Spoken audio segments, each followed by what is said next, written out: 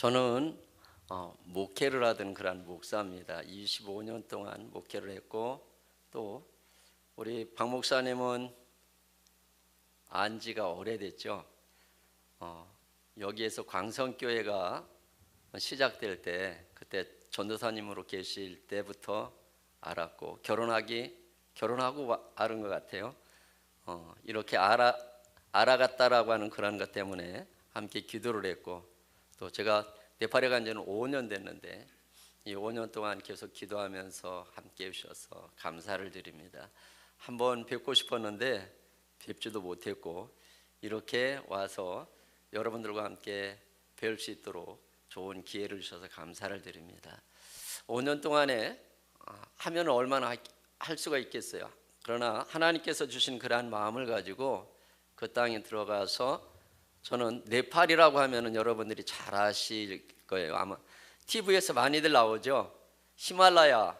그래서 네팔에서 왔다고 하면은 얼마나 추우세요? 이렇게부터 인사를 시작하세요.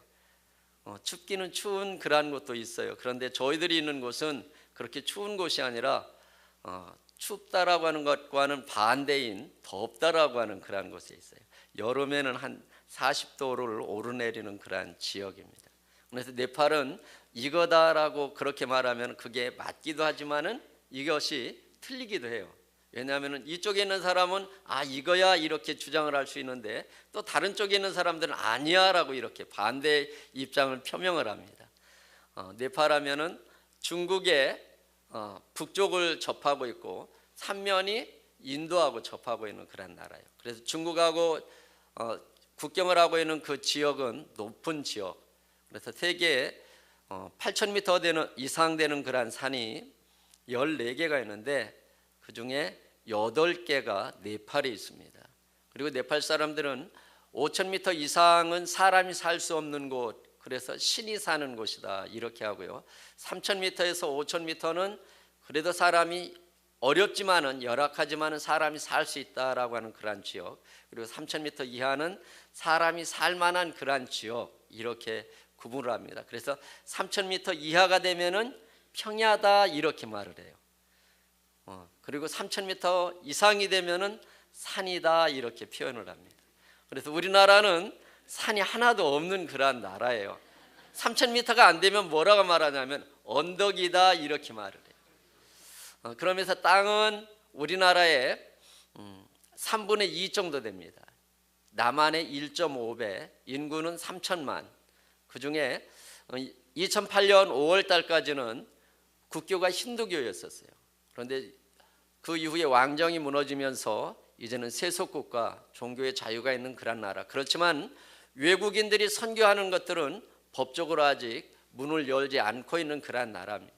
그래서 선교사들이 선교하는 것은 아직 불법인 그런 나라. 그러면서도 기독교가 부흥하는 그런 일들을 보게 됩니다. 7% 정도, 아마 어떤 분들은 제가 7%라고 하면은 그렇게 말할 거예요. 3%밖에 안 되는데, 아니면 0.3%밖에 없대는데 이렇게 말들을 해요. 오늘 정보들이 너무 차이가 많이 있어요. 기독교인들은 7%를 넘어서 이제 8% 이렇게 넘어갑니다. 기독교인들이 말하는 그러한 통계 숫자. 그래서 교회가 네팔에 10,000 교회가 넘고요. 저희들이 사는 그러한 지역은 네팔에 한 13번째에서 15번째 되는 그러한 도시, 40만 인구가 사는 그러한 도시인데 교회는 300개 이상 되는 그러한 지역에 있습니다. 부흥이 있는 그러한 것들을 보게 됩니다. 그러면서 네팔에 아까 이렇게 나오셨던 분들 찬양하는 그러한 모습들을 보시면서 얼굴들을 보셨죠?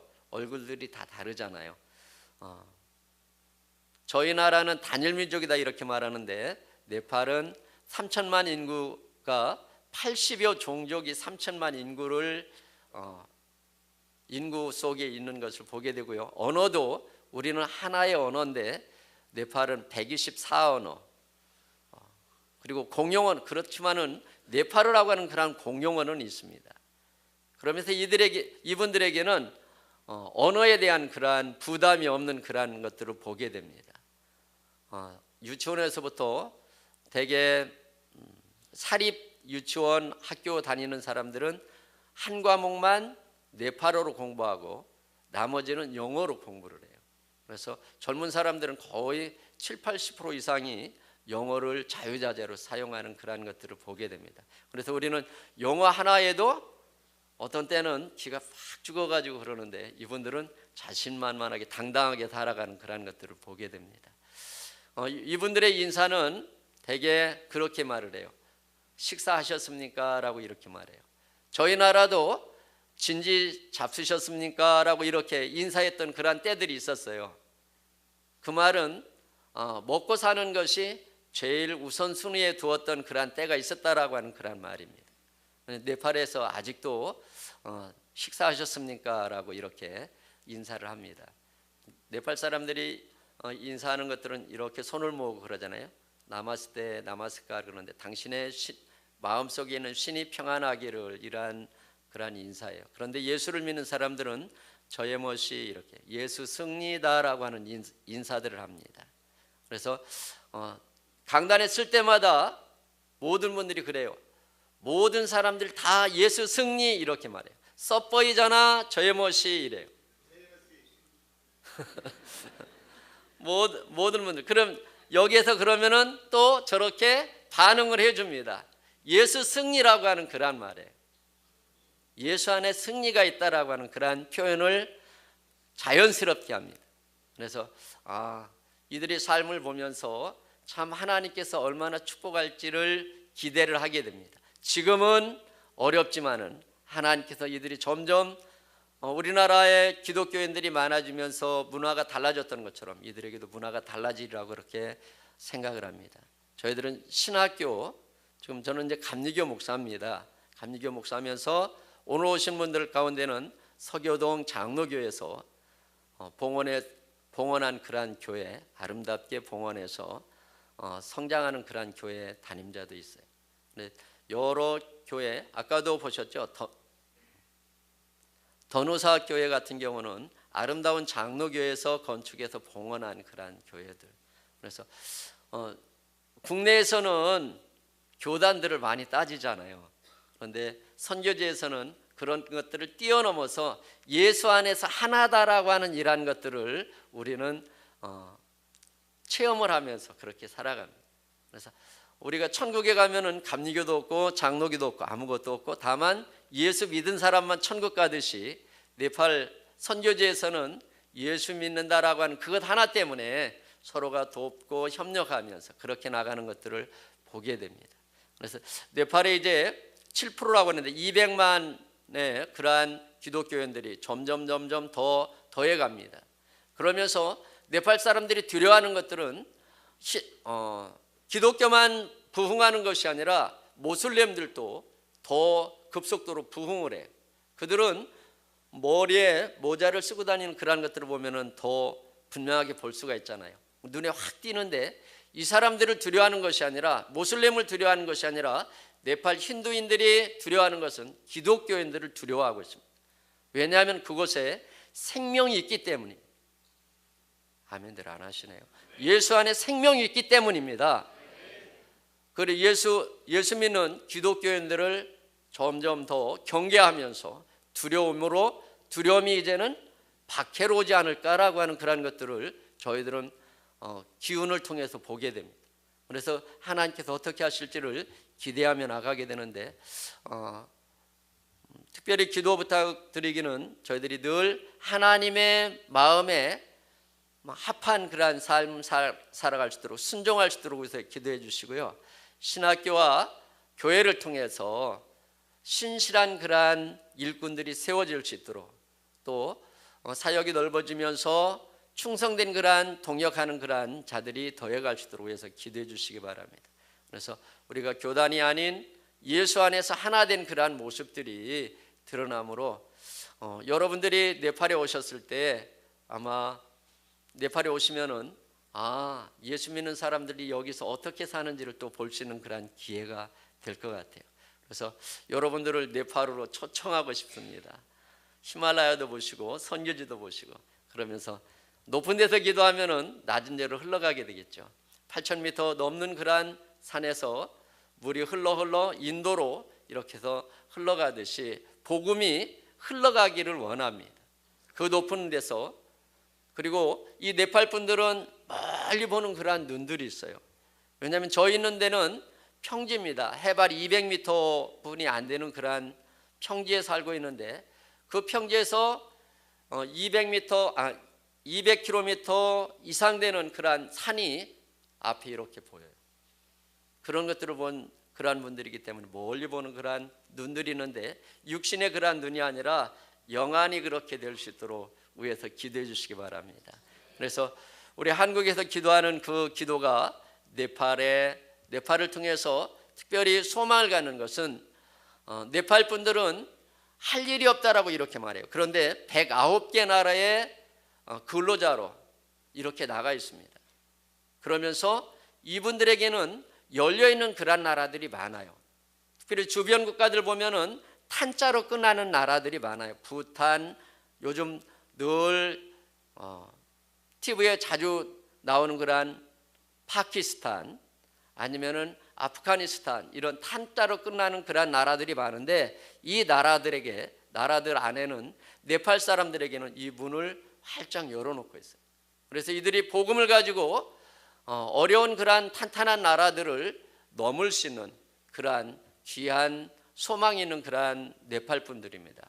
그래서 우리가 기도해 주심으로 이 무슬림으로 인해서 탄탄하게 문을 걸어지 않고 있는 그러한 것들이 열릴 수 있도록 기도해 주셨으면 감사하겠습니다. 감사합니다.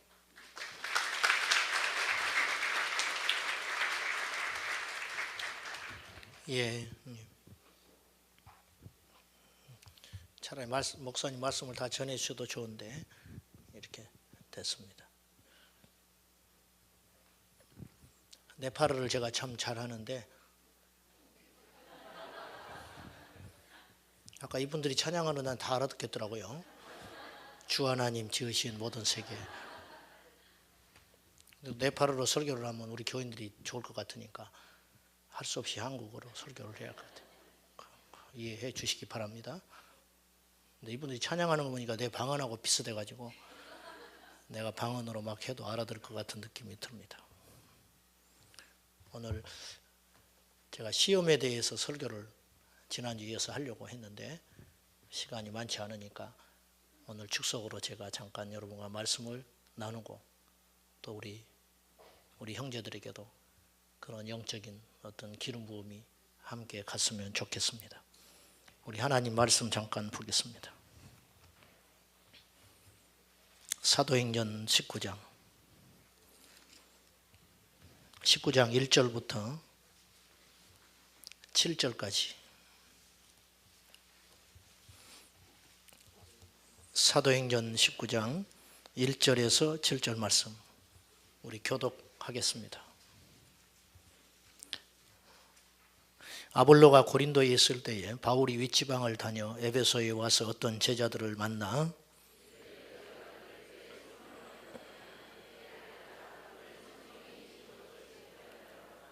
바울이 이르되 그러면 너희가 무슨 세례를 받았느냐? 대답하되 요한의 세례니라.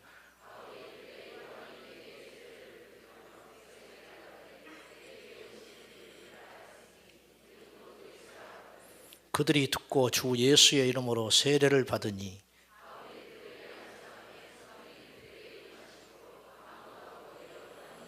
같이요 모두 12사람쯤 되니라. 아멘. 제가 이게 교회 안에서 제일 불쌍한 부류 중에 한 부류가 성령 안 받고 예수 믿는 사람이에요. 오늘 저와 함께 성령을 구하라, 이런 제목으로 함께 잠깐 말씀 한 20-30분 동안 감동되는 대로 나누겠습니다. 이 시대에는 성령에 대해서 별 관심이 없어요. 성령 그러면 여의도 순복음교회를 생각해요. 그건 너무 잘못된 것입니다. 그 성령 충만에 대해서 오해도 많이 합니다. 여러분, 교회를 수십 년 다녀도 성령을 경험하지 못하면 그 인생은 힘이 없어요. 믿음의 확신이 안 생깁니다. 제가 성경 공부 무던히도 시켜봤습니다. 우리 아이들부터 시작해서 성경 공부 많이 했는데 성경 공부한다고 사람이 변하는 게 아니더라고요. 성경 공부하면서 다투어서 떠나는 사람도 있었어요. 왜 이런 일이 일어나는가? 또 한때 종교적 열심으로 이렇게 교회를 잘 다니는 것처럼 보여요. 근데 어느 계기가 생기고 뭐 어떤 위기가 오고 인생의 위기가 오고 또 환경이 이렇게 바뀔 수 있잖아요. 갑자기 경제적으로 어려워진다든지 가정의 풍파가 몰아친다든지 자녀들이 대학에 입시에 실패한다든지 또 뭐 이사하게 된다든지 이런 환경을 이기지를 못해요. 그런 일이 딱 벌어지면 믿음을 저버리고 세상으로 가버리는 사람을 숱하게 봤습니다. 왜 이런 일이 일어나는가? 성령의 역사하심을 경험하지 못하는 거예요. 우리가 성령에 대해서는 들어요. 오늘 아볼로가 전한 복음을 듣고 이 에베소에 있는 예수님의 제자들은 예수님에 대해서 듣고 알았지만 성령은 못 받았어요. 바울은 성령을 받은 사람이기 때문에 성령 안 받은 사람을 보이는 거예요. 여러분, 영의 세계는요 완전히 구분됩니다. 바울이 에베소 지역에 갔는데 그 모여있는 무리들이 지식적 크리스찬이에요. 아볼로는요 말씀에 능통한 제자입니다. 아볼로파가 있었어요. 그래서 고린도 교회 아볼로파가 있고 게바파가 베드로파가 있었고 그리스도파가 있었고 바울파가 있었고 4개 파가 있었어요. 4개 어떤 교파를 형성할 정도로 영향력이 있는 사람이 아볼로입니다. 아볼로가 절대 영적으로 못난 사람이 아니에요. 그런데 아볼로에게 결정적인 약점이 있어요. 성령의 역사를 몰랐다는 거예요. 그래 모르니까 가르칠 수 없는 거예요. 그래서 아볼로의 이 전한 복음을 듣고 에베소의 그리스도인들 예수의 제자들이 만들어졌는데 바울이 에베소 지역에 갔더니 이들은 성령 없이 예수 믿는다는 거예요. 자, 묻겠습니다. 성령 받지 않고 예수 믿는 게 가능한가? 가능합니다.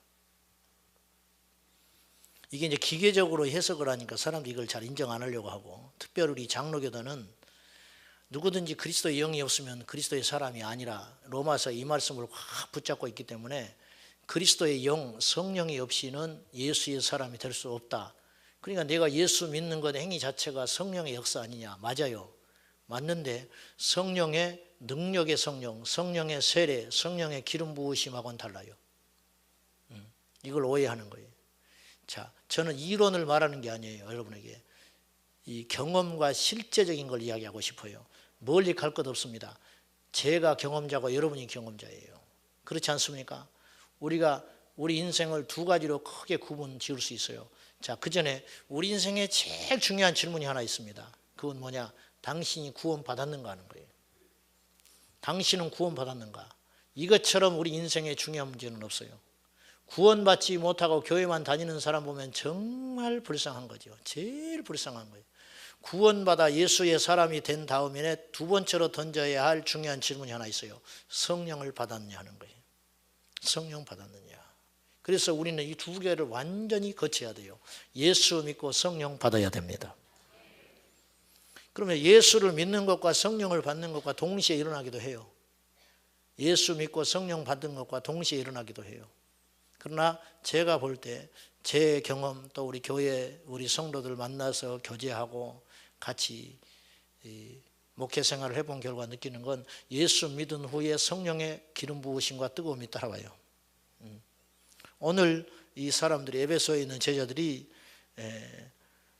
보면은 아볼로가 19장 1절 아볼로가 고린도에 있을 때 바울이 위치방으로 다녀 에베소에 와서 어떤 제자들을 만나. 이 사람 아볼로의 제자들이라고 그랬죠. 이르되 너희가 믿을 때에 성령을 받았느냐? 믿었어요. 바울이 보니까 불신자들이 아니에요. 너희가 믿을 때라는 말은 무슨 말이에요? 믿고 있구나.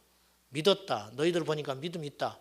예수님에 대해서 인격적으로 인정하고 예배드리고 기도하고 찬양하고 겉보기에는 별 차이가 안 나는데 사도 바울이 다시 말하지만 성령의 사람이기 때문에 성령 안 받는 사람을 보면 분별이 되는 거예요. 은혜 받은 사람은 은혜를 안 받은 사람 보면 구분이 됩니다. 우리가 예수를 믿기 때문에 세상 사람들 보면 구분이 돼요. 그렇죠? 근데 우리가 예전에 세상에 있을 때는 구분이 안 됐어요. 세상에 있을 때는 예수 믿는 사람이 구분됐어요. 저거 예수쟁이구나. 그렇죠? 유별나네. 근데 우리가 예수 안에 들어오니까 예수 믿는 사람은 눈에 안 보이고 세상적인 사람이 눈에 보이는 거예요. 또 은혜 받고 나면 은혜 안 받는 사람이 눈에 띄는 거예요. 저 사람 은혜 받아야 되는데, 나도 옛날에 저랬는데, 그런 안타까움이 생기죠. 이게 바로 영적 분별이거든요. 누가 가르쳐줘서 되는 게 아니라 요한 1서에 보면은 너희 안에 기름 부음이 있으니 누구에게 배울 필요도 없고 가르치는 분이 없다. 왜? 너희 안에 기름 부음 받은 그거 지식이 너희에게 있다고 말이에요. 우리가 성령을 받으면 분별이 됩니다. 그래서 조금 조심스럽지만 이렇게 표현할 수 있어요. 저는 감히 이단에 미혹되는 사람은 성령 안 받은 사람이에요. 안에 성령이 충만한 사람은 갔다가도 이상해요. 견디지 못해요. 영이 달라요. 불쾌해요. 와서는 안 될 것 같아. 그래서 안 가는 거예요. 안 가는 거예요. 그리고 그 사람들 말하는 게 계속 이야기하고 막 입에 거품을 물고 이야기하는데 그런 소리들이 하나 가슴이 와닿지 않아요. 왜? 내 안에 성령이 계시니까. 왜? 성령은 진리의 영이라고 말이죠. 진리의 영이니까 진리가 있으면 비진리를 분별이 되는 거예요. 진짜를 가지면 가짜가 눈에 보인다고 말이죠. 할렐루야. 이게 성령의 역사하심이죠. 그러니까 성령 받지 않고 이 세상에서 예수 믿는 것은 불가능해요. 자, 다시 한번 정리합시다. 예수 믿는 것과 성령으로 충만한 건 별개의 문제다. 오늘 너희가 믿을 때 성령을 받았느냐? 거꾸로 말하면 너희는 믿고 있는데 성령 안 받았구나, 그 소리예요. 근데 이 사람들이 이야기해요. 우리는 성령 있음도 듣지 못했다. 아볼로는 성령에 대해서 가르치지도 않았어요. 아볼로는. 근데 이 사람들이 성령에 대해서 듣지도 못했으니 듣지도 못한 자를 어떻게 받습니까? 예수님을 믿는 것과 성령의 충만함을 받는 것은 별개의 문제입니다. 별개의 문제. 여러분이 어떻게 해석해도 좋아요. 장로교는 이거 일체로 같이 해석을 하는데 성경은 그걸 구분하고 있다는 거예요. 예수님의 제자들이요, 베드로를 경우를 들어봅시다. 베드로가 예수를 믿었어요. 그리고 부인했습니다. 부인했지만 다시 회개하고 닭이 울기 전에 3번 나를 부인하리라. 그 닭 소리를 듣고 회개해요. 그리고 심히 통곡합니다. 그리고 다시 부활하신 주님을 만나고 흩어지지 않고 이 마가 다락방에서 예수님과 그 모친과 그의 형제들과 이 120여 명의 문도들이 모여서 열심히 기도합니다. 그들이 믿음 없이 예수님을 안 믿고 모여서 목숨을 내놓고 기도하는 건 불가능해요. 믿었어요. 그러나 뭔 없었어요? 약속하신 바 성령은 없었다 그 말이에요. 이것이 일주일 상간 정도 열심히 기도할 때 드디어 마가 다락방에 오순절날 성령의 역사가 임한 거라 그 말이죠. 그러니 믿는 것과 성령의 충만함을 받는 건 달라요. 그래서 성경은 성령을 소멸치 말고 그래요. 성령을 소멸치 말라. 그 말은 성령이 사라진다. 하나님은 불이라. 소멸하는 불이라. 그 은혜도 때가 있는 거예요. 은혜가. 한때 은혜 받은 사람들 많습니다. 한때 불 받은 사람 많아요.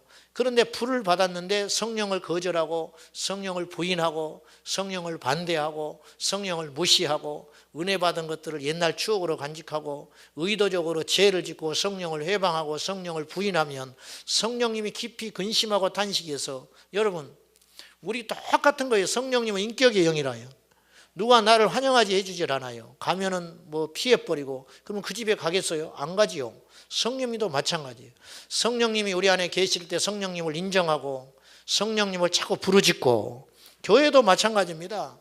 아이고 또 성령이야? 그렇게 말하면 안 돼요. 교회의 본질은 성령이에요.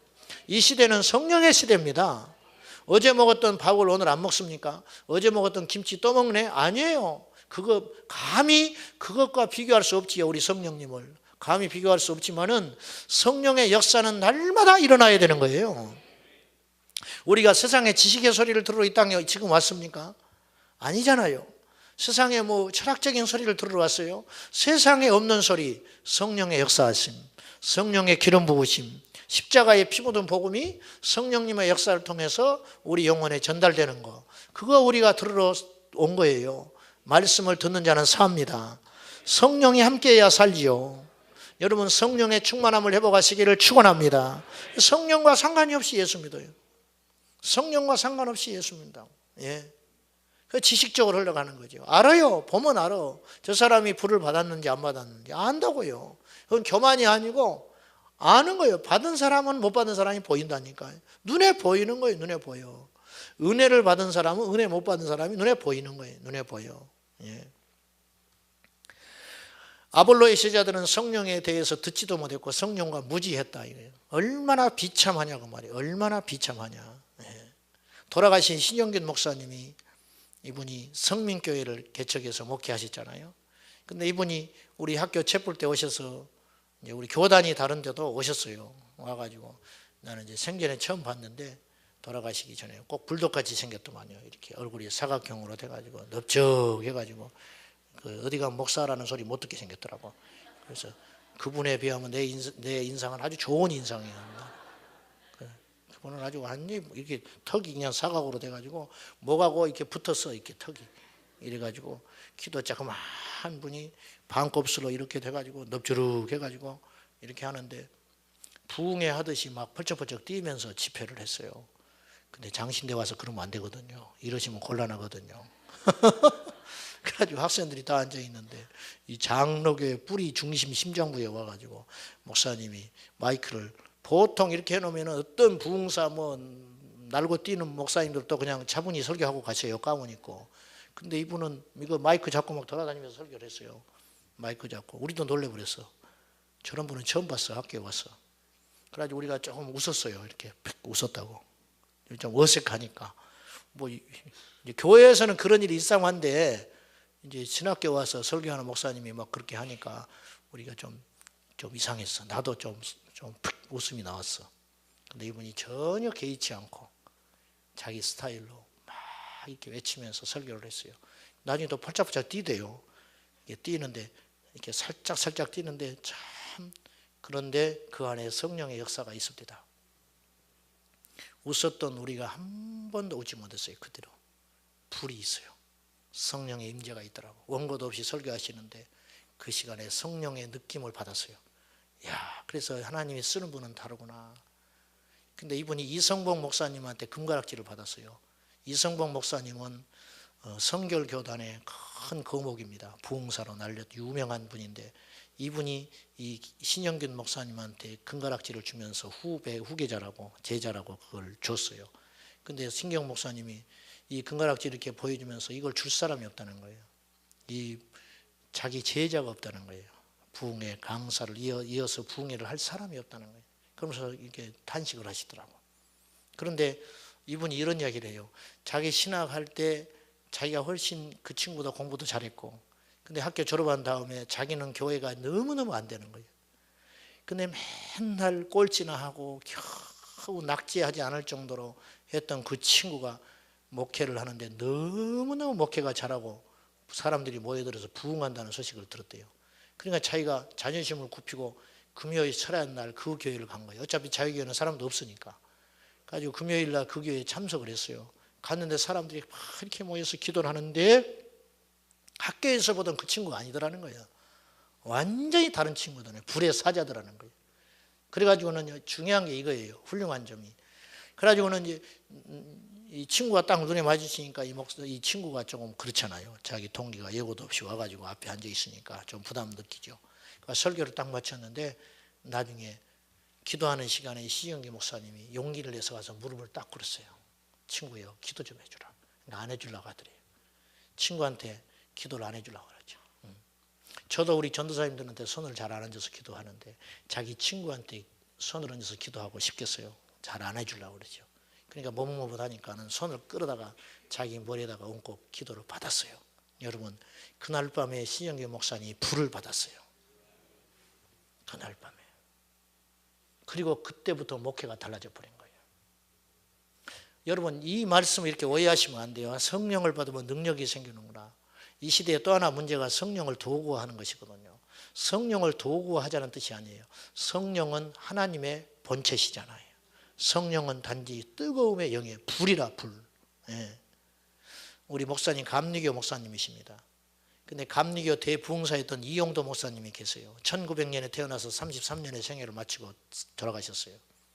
이분이 12살에 기호에 종탑에 올라가서 밤새껏 기도했던 영적 천재였습니다.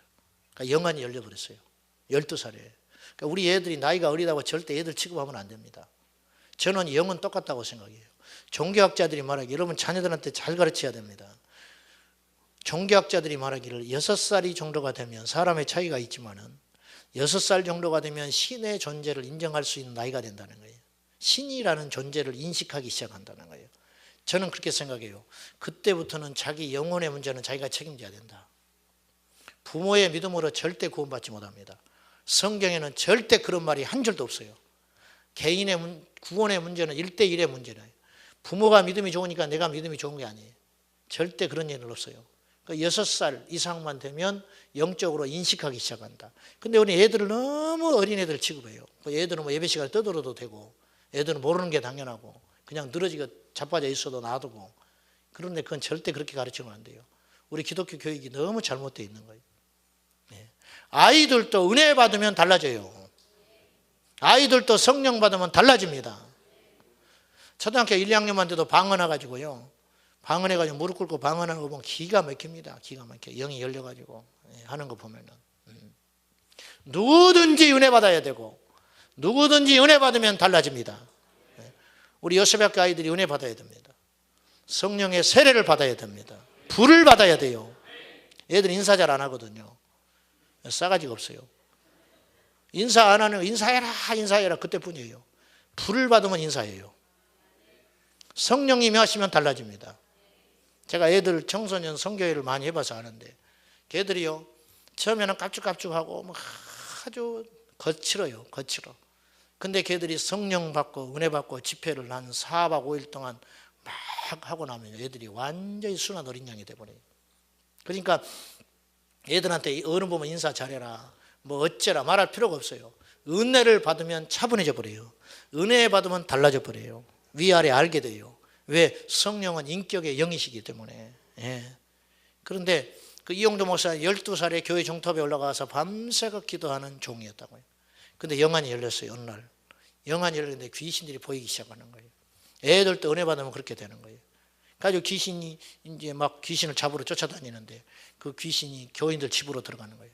그러니까 새벽 2시, 3시쯤 됐는데, 그 이제 이용도 목사님의 그 일대기에 보면 그런 내용이 나와요.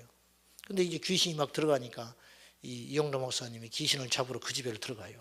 막 집사님 부부가 잠을 자고 있는데 안방에 들어가가지고 집사님 그러면서 여기 귀신이 들어있다고. 귀신이 또 도망 나가. 그 집에서 나오면 또 맨발로 막 쫓아다니고 새벽까지 싸웁니다. 새벽까지 싸워가지고 그 책에 의하면 동구 밖에 귀신이 나가서 못 견디고 떠나버려요. 떠나버릴 때 이용도 목사님이 두 손을 들고 찬송하면서, 맨발을 벗고 두 손을 들고 찬송하면서 집으로 돌아옵니다. 승전가를 부르면서 마귀들과 싸울지라 제약 벗으면 영광 영광 할렐루야 찬송을 부르면서 예수 이겼네, 예수 이겼네, 예수 권세 이겼네 찬송을 부르면서 12살짜리 꼬마가 그 밤새껏 귀신과 싸워 승리하고 집으로 돌아오는 장면이 있어요. 여러분 한번 상상을 해보세요. 얼마나 그 영적 능력이 있는가. 성령의 역사가 임하면 이런 일이 일어난다는 거예요. 사지 멀쩡하고 잘 배우고 똑똑하고 많은 걸 가졌고, 근데 성령의 능력이 없어요. 성령의 능력이 없으니까 인간적 지식으로 뭘 해보는 거예요. 아무것도 되는 일이 없는 거예요. 안 되는 거예요. 이 밤에 성령으로 충만하십시오. 성령으로 거듭나십시오. 성령을 구하셔야 됩니다. 성령 받으면 삽니다. 성령, 이 시대는 능력의 시대예요. 이 시대는요, 알고가 갈라지를 이 시대처럼 이렇게 갈라지는 시대가 없어요. 앞으로도 마찬가지예요. 사람들이 볼 때는 큰 교회, 작은 교회, 사람이 볼 때는 좋은 교회, 좋지 않은 교회, 사람이 볼 때는 그렇게 말할지 모르나 하나님이 보는 기준은 달라요. 하나님이 보는 기준은 좋은 교회, 나쁜 교회가 없는 거예요. 좋은 교회, 나쁜 교회는 도덕적이고 윤리적인 문제예요. 절대 하나님 앞에는 좋은 교회가 나쁜 교회가 없어요. 오직 하나님 앞에는 한 교회만 있는 거예요. 생명이 있는 교회와 생명이 없는 교회만 있는 거예요. 그 생명은 중심에 성령의 역사가 있어야 한다는 거예요. 할렐루야. 성령 안 받고 예수 믿는 건 얼마나 불행한 일인가. 성령 안 받고 미지근하게 예수 믿는 건 얼마나 불쌍한 일인가. 다 회복하시기를 축원합니다. 성령으로 충만해야 됩니다. 성령으로 충만케 하기 위해서 어떻게 해야 되냐? 다른 것 없어요. 성령님을 구해야 되는 거예요. 성령님을 구하는 거예요. 한두 번 구하고 마는 게 아니에요. 언제까지? 성령이 임하실 때까지. 할렐루야. 성령 임하실 때까지. 성령 임하실 때까지. 예. 하나님 앞에 손을 드는 거예요. 이건 항복하는 거예요. 하나님께 손에 불이 나도록 기도하는 거예요. 찬송하는 거예요. 목이 터지도록 기도하는 거예요. 언제까지? 임할 때까지, 될 때까지. 할렐루야. 그렇게 뜨거웠던 이용도 목사님이 나중에 20세를 겨치면서, 그때 당시 일제 우리가 강점기를 살았기 때문에 이분이 굉장히 좌절해요. 그리고 예술적 소양이 굉장히 풍부했어요. 이분이 A형인 것 같아. 나하고 비슷했던 것 같아. 그래가지고 너무 이렇게 감정이 풍부해가지고 이렇게 눈물이 많고, 그래가지고는 이분이 그 나라가 잃고 백성들이 도탄에 빠지니까 이분이 독립운동을 합니다. 감옥살이를 한 서너 번 왔다 갔다 하고, 이 20대 청춘을 이렇게 나라 이렇게 독립운동하는데 다 들여버려요. 그리고는 너무 방황을 하고 마음을 못 잡으니까 선교사님이 애처롭게 여겨서 이용도 목사님을 이 신학교, 협성신학교에 강제로 입학을 시켜줘요. 그래서 이제 피할 길이 없으니까 학교는 갔는데 학교에 지나가는 건 별 마음이 없어요. 이분이 별 마음이 없고 맨날 악기나 만지고 있고 망가진 악기나 고치고 노래나 작곡을 하고 이런 쪽으로 풍부하니까 이렇게 시간들을 보내요. 그러다가 이분이 폐결핵이 와버립니다. 폐결핵 말기가 와가지고 죽게 됐어요. 그러니까 이분이 학교를 휴학하고, 그때 당시 자기 동료였던 이호문이라는 분이 계셨어요. 이호문일 거예요. 그 전도사님과 함께 이호문이라고 하는 자기 친구 고향에 요양을 하러 내려갑니다.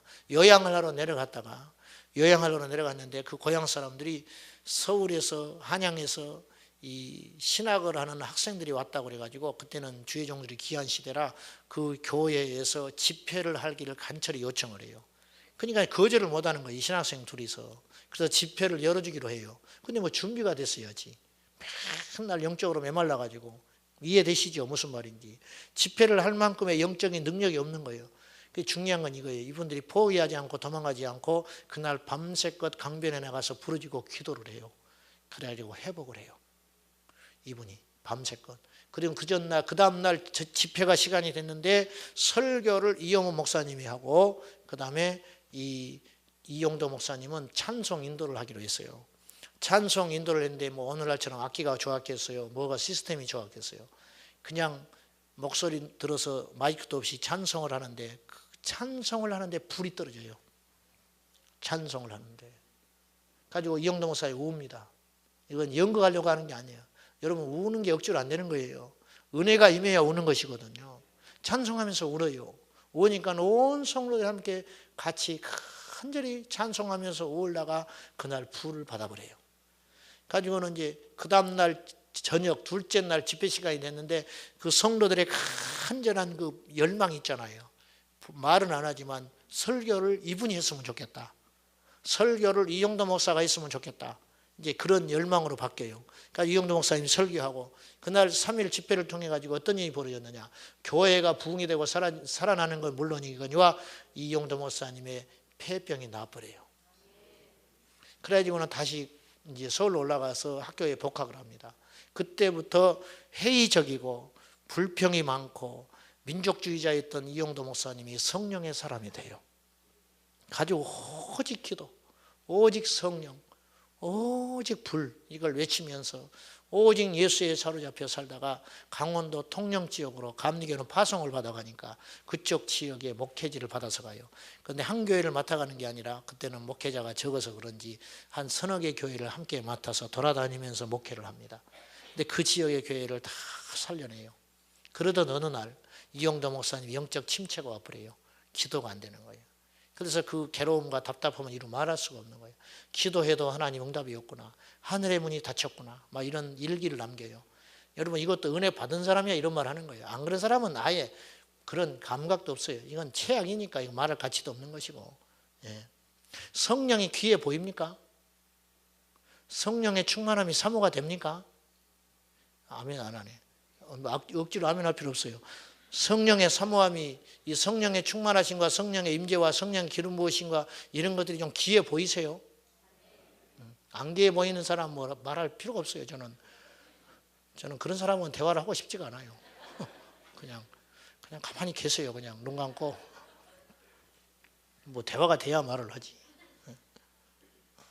여러분, 이것이 얼마나 귀한지 아십니까? 신영기 목사님이 친구한테 자존심을 굽히고 무릎 꿇고 그렇게 원하고 구하고 수원했던 거, 그것이 뭔지 아세요? 그거? 근데 이용도 목사님이 그거에 말라버린 거예요. 목회를 하면서. 그래가지고 박재봉이라는 청년을 데리고 산에 올라갑니다. 어떻게 이름을 그렇게 다 거론하냐고. 얼마나 내가 그 책을 많이 사모하고 읽었는지 책을 너덜너덜하게 읽어져가지고. 그런데 이제 산에 올라가 가지고 그 중턱의 친구 그 박재봉 청년을 놔두고 이영도 목사님 꼭대기에 올라가면서 내가 내려올 때까지 찾으러 오지 마라 그래요. 자기가 회복할 때까지. 그리고는 겨울이었는데 눈이 하얗게 내린 산 꼭대기에 올라가서 이영도 목사님 몸부림을 치면서 구하고 목에서 피가 넘어오도록 성령님을 구합니다. 그리고 눈을 떠보니까 먹지도 않고 자지도 않고 쉬지도 못하고 기도를 하고 눈을 떠보니까 3일인가 4일인가 흘렀더래요. 근데 주변에 눈이 다 녹아버리더래요. 얼마나 몸부림을 치며 기도했든지. 그리고 회복이 됐어요. 회복이 데려와서 내려와 강단에 딱 서니까 성령께서 붙들어 주는 거예요. 불이 임하기 시작하는 거예요. 제가 우리 성도님께 참 죄송한 거는 내가 불의 사자가 돼야 되는데 여러분 행정이 뭐가 중요합니까? 여러분 무슨 질서가 뭐가 그렇게 중요합니까? 교회 수첩에 전화번호 틀리면 좀 어때요?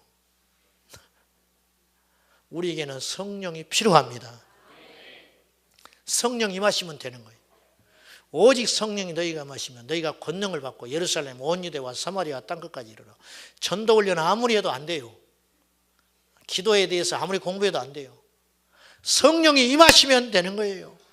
그래서 주님께서 계속 마지막 날까지 올라가 부활 승천해서 올라가시면서까지 성령을 구하라. 예루살렘을 떠나지 말고 다른 것 아무것도 말씀하지 않아요. 주님께서 뭐 이것도 해라 저것도 해라 온갖 얼마나 불안한 상태예요. 그러나 예수님은 오히려 이렇게 말했어요. 내가 너희를 떠나는 것이 더 유익하다. 왜? 그래야 누가 오신다? 성령이 오시면, 그가 오시면 너희에게 내가 한 말이 다 기억나게 할 것이고 너희에게 가르칠 말을 줄 것이다. 보혜사 성령이 너희 안에 임하신다. 나는 너희와 동행했지만 그 성령님은 너희 안에 임하신다. 그 말이에요. 오늘 우리 가운데 성령이 임해야 할 줄로 믿습니다. 옆에 계신 주님이 아니고 내 안에 성령의 불, 할렐루야, 성령의 불, 기름 부으심이 필요하다고 말이요. 신학 박사를 수십 개를 가지고 뭐 하겠어요? 성령의 불이 없으면 안 되는 거예요. 성령의 불이 임할 때 우리 지금 목사님들은 많이 배웠어요. 미국 유학파도 많고. 그러나 옛날 목사님만 또 못해요. 옛날 목사님은 불이 있었어요. 옛날 목사님은 뜨거움이 있었어요. 옛날 목사님은 마음속에 간절함과 애틋함이 있었어요. 이것이 말라버린 시대라 이거예요. 오늘 이 시대가 이것이 말랐어요. 그러니 성도는 말할 것도 없어요. 사랑하는 여러분, 회복하시기를 축원합니다. 성령을 구하십시오. 뭐 지식은 두 번째라고 말해요. 지식은 두 번째. 도덕과 윤리도 두 번째인지 몰라요. 성령이 임하시면 다 가르쳐 주세요. 성령이 임하시면, 성령이 진리의 영이기 때문에 성령이 우리 안에 임하시면 시어머니와 화해되고, 성령이 임하시면 아내와 남편이 화해하게 되고, 성령이 임하시면 용서가 되고, 성령이 임하시면 잘못이 깨달아지고, 성령이 임하시면 회개가 되고, 성령이 임하시면 돈 때문 것도 다 생각나게 되는 거예요. 할렐루야. 성령 받지 않고 도덕적으로 윤리적으로 무장한 교회는 위험하다고 말이요. 철학이 무장되어 있는 교회는 위험하다고 말이요. 지식이 무장되어 있는 교회는 위험해요. 그것이 무너지고 사라질 때는 아무것도 없어지게 되는 거예요. 영원하신 본질, 진리의 영 성령님, 성령으로 충만케 되시기를 축원합니다. 교회를 오래 다녔다고 해서 성령이 충만한 게 아니에요. 내가 성령에 대해서 많이 들었다고 해서 내가 성령에 충만한 게 아니에요. 홍정길 목사님이 은퇴하고 이런 말을 했다니까요. 자기는 말을 이렇게 막 하고 옳은 말, 좋은 말, 이렇게 분명한 말, 그런 생명의 말 막 하면 자기가 그런 사람인 줄 알았다는 거예요. 그러니까 그렇지 않더라. 옳은 소리 한다고 해서 그 사람이 옳은 사람이 아니더라는 거예요. 옳은 소리 한 만큼 삶이 변해야 그 사람이 진짜 예수의 사람인데 은퇴하고 그걸 깨달았다는 거예요. 뭐 입으로 거창하고 보세요. 뭐 사랑합시다. 뭐 정직해야 됩니다. 깨끗해야 됩니다. 바르게 해야 됩니다. 그런 소리는 누구든지 할 수 있는 말이라. 성령이 임해서 실제적인 포기가 있어야 한다. 성령이 임해서 실제적인 변화가 있어야 한다는 거예요. 여러분이 예수 믿고 버린 게 뭐가 있어요? 여러분이 예수 믿고 변한 게 뭐가 있냐고 말이요. 예수 믿고 포기한 게 뭐가 있냐고 말이요. 성령의 사람 니즈 하윌즈의 중보기도라는 책을 보면 그 서두에 니즈 하윌즈가 영향받은 한 사람에 대해서 이야기를 해요. 그 사람은 미국 사람인데 모리스 루벤이라는 사람이에요. 이 모리스 루벤은 유대교의 엄청난 대재벌의 이 상속자입니다. 그런데 이분은 그러니까 유대교죠. 철저히 뼛속까지 유대인들이 유대교. 미국에서 자기 아버지가 일찍 이스라엘에서 건너와가지고 대성을 해요. 어마어마한 재벌의 집의 아들이에요. 근데 루벤이 어느 날 거레처 사람을 만나가지고 충격을 받아요. 자기는 천하에 부러울 것 없는 모든 사람을 신망하는 모든 걸 가졌는데 이 거래처 이 사람보다 행복하지 못하다는 걸 깨달았어요. 이 사람은 항상 행복해. 자기한테 아무것도 아닌 사람인데, 자기 손가락에 때 하나도 안 되는 정도의 사람인데 자기한테 대하는 걸 이렇게 보면 너무너무 행복하고 기쁘고 감사함이 넘치는 사람이에요. 자기는 그렇지 않을 때가 있는데, 그래서 물었어요. 당신은 왜 그렇게 행복하냐? 그때 이 사람이 충격적인 이야기를 해요. 내 안에 예수가 있어서 나는 행복하다. 그렇게 이야기해 버리는 거예요. 충격을 받아 이 사람이. 나는 예수가 없다. 그래서 성경을 읽기 시작해요. 성경을 읽고 예수를 믿고 성령을 받습니다. 여러분, 유대교 뼛속까지 유대인들은 100% 유대교 믿어야 되는 거예요. 근데 유대인이 예수를 만나고 나니까 유대교를 믿을 수가 없는 거예요. 그래서 유대교를 포기해요. 안식일을 안 지킵니다. 안식일을 안 지키고 주일을 지켜요. 그러니까 그 집안 사람이 뒤집어져 버린 거예요. 난리가 났어요. 그리고 상속권을 안 줘버립니다. 그거 포기합니다. 그리고 정신병원에 집어넣어 버려요. 미쳤다고. 그래서 모리스 루벤이 2년 동안 정신병원에 감금돼 있어요. 그러나 신앙을 굽히지 않아요. 그리고는 정신병원에 나왔는데 갈 데가 없어요. 집에 돌아가지를 못해요. 완전히 버렸어요. 그래가지고 시카고 뒷골목에 방을 한 칸 얻어가지고 그곳에서 이민자들에게 복음을 전하면서 이렇게 믿음으로 살아요. 그리고 하나님께서 어마어마한 은혜를 부어주세요. 모든 걸 잃은 것 같지만 모리스 루벤은 그때서야 모든 걸 얻어요. 그러다 어느 날 길거리에서 복음을 전하고 있는데 자기 아내가 나타납니다. 자기 아내가 아들을 하나 데리고 나타났어요. 어떻게 된 일인가? 자기가 결혼을 하고 일방적으로 깨진 거예요. 예수 믿다는 이유로. 근데 헤어질 때 자기 아내의 뱃속에 아이가 있었어요. 그 아이를 내려 나타난 거예요. 근데요, 놀라지 마세요. 모리스 루벤이 전한 복음을 듣고 그 아내가 그날 그 시간에 회심을 해요. 그리고 예수를 믿습니다. 그 아내가. 그리고는 모리스 루벤에게 이렇게 사정을 해요. 이제 우리 예수 안에서 예수 믿고 한 가정 이루어서 평범하게 살자. 그래서 그렇게 하려고 그래요. 모리스 루벤이. 그런데 하나님이 그걸 허락지 않아요. 주님의 뜻은 분명했어요. 너는 십자가의 길을 가라. 그 시간에 그렇게 주님 말씀하셨어요. 너는 십자가의 길을 가야 한다. 그러니까 자기 아내와 자식을 떠나보냅니다. 그 열차간에 가요. 열차 그 플랫폼에 가가지고요. 자기 아들하고 아내를 열차에 태워보내고 보내버립니다. 같이 합치지를 못해요. 꼭 그렇게 해야 할까요? 그 아내가 예수를 안 믿는 것도 아니에요. 이제 믿음의 사람이 됐어요. 신실하게. 그냥 평범하게 예수 믿고 살자고 하는데 하나님은 그걸 허락지 않아, 이 사람에게는. 그리고는 떠나보내요. 떠나보내고 났을 때 그때가 이분이 당한 최고의 시험이었다고 그래요. 한번 생각해 보세요. 이 시험을 누가 이기겠어요? 열차에 자기 아들과 아내를 태워서 떠나보낸 후에요. 그 시간에 하늘이 임해요. 플랫폼에 서 있는 모리스 루벤에게 하늘이 임합니다. 여러분, 순종하면요 하나님께서 하늘을 부어주십니다. 그래가지고 너무 기뻐가지고요 자기 아내와 아들을 열차간에 떠나보내놓고 플랫폼에서 춤을 춥니다. 하나님이 기쁨을 주셔서. 그리고는 묵묵히 복음 전도자의 삶을 살아요. 그러던 어느 날 아내가 돌아옵니다. 그리고 같이 전도자가 돼요. 이 이야기를 읽고 저는 많이 울었어요. 예수 믿는 삶이란 이런 삶이어야 한다. 진짜 내가 포기한 게 뭐가 있는가? 여러분, 우리가 포기한 게 뭐가 있어요? 능력은요 포기하는 것만큼 따라오는 거예요. 믿음은 희생을 먹고 큰다고 했잖아요. 이 시대 크리스찬이요 잘 믿는 것 같아요. 근데요 이득이 있으니까 믿어요. 자기에게 만족이 있으니까 믿어요. 굉장히 위험한 것입니다. 십자가의 복음은 그것이 아니에요. 당신들의 경쟁률이 떨어졌어요. 신학생들이 줄고 있어요. 이제 알게 된 거예요. 개척해도 안 되는 시대가 있구나. 목사가 임직을 받아도 갈 데가 없다는 걸 알게 된 거예요. 그래서 지원자들이 줄어들고 있어요. 여러분, 정말 그 길이 고난의 길이고 십자가의 길인데도 갈 사람이 얼마나 있겠어요?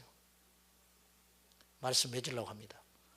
사랑하는 여러분, 믿음을 다시 점검하십시오.